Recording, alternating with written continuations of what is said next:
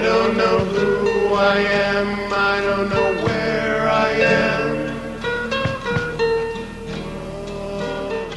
Wait a minute, is he talking about us? Who? That's us, 27 years ago, the song we just heard. It is? Can't you access our shared memories? BT, back me up. You know this song, right? Of course, I was one of the three he was talking about. Before the V was added to my name, back in the 2-year Philosophus period. Okay, I think I can remember. Man, this was way before my time. There was an Edward back then, but he didn't make it. Right, sacrificed on the altar and all that. Well, technically I was too when we became Verba. Of course, but outwardly you remain. I guess sometimes outwardly is enough. So I think I understand the question now. He's saying there are 3 of me. Do you think he meant Frater BT, Edward, and Schlenchnunheimer? Oh, please don't say that name. Sorry, Proto-Gwydion? Okay, that's substantially worse, but no, I don't think we were using that name anymore by 1997. No, I'm pretty sure he meant me, that's one, and the sober, normal, rational acting Edward. Hey, that's like me. Basically, it's the same role. And then the third one would be the sort of drugged out, wild one that came out late at night, usually alone with Chris. That's kind of like me. Yes, it is. Maybe we should ask him. Who? Us, in 1997. BT, when would you say the lyrics were written? For sure the lyrics were from a poem we wrote in June of 1997, shortly after high school graduation, at 5 a.m., coming down from a mushroom trip. Oh, interesting. Okay, let me see. He wouldn't have had Skype or anything, but maybe we can get him on the phone. The landline. You can do that? Right, this was like 7 years before we got Todd's hand-me-down cell phone.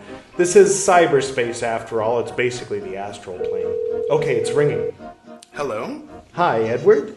Yeah, who is this? It's you! All 3 of you. BT here, in like 27 years, calling from India. What the hell? India? We just wanted to know, in that song you wrote with the Spanish guitar kind of vibe, who exactly were the 3 of you? You're calling from the future? Yeah. Can you prove it? Wiener dog. Holy shit. Yeah, it's really you. So the 3 of you, who are they? Me and Chris and, No, you. You, Edward. You said there are 3 of you, like 3 people living in your head, or 3 different versions of you sharing the same body. There's Frater BT and 2 others. Who are the 2 others? Oh wow, that's a wild idea. It gives me an idea for a poem. Shit, I think we got disconnected. When exactly did you call him? June 1st. Oh shit. So we gave him the idea. At least we know it's a closed loop time travel situation. All right, but what about the other thing he said? Which one's reality, which one's insanity? That's 2. He said there are 3 and asked which is which of 2 possibilities. Oh, right, yeah. Maybe the one talking is insane. I think it was more general, like, is the magical persona invoking gods and angels in the temple with the authority of man made in the image of God the insane one? Or is it more rational than trying to mingle in this crazy world? I mean, the obvious conclusion would be the normal, sober, rational, the Edward, if you will, would be reality.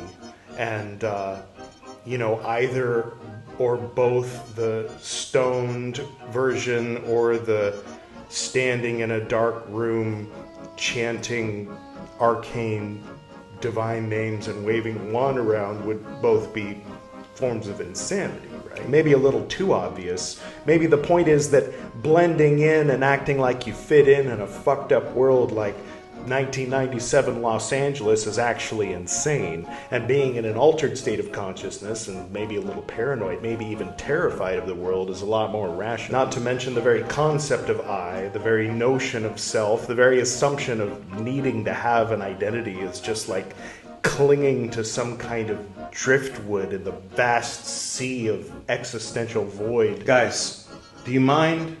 I'm trying to meditate. Sorry, go right ahead.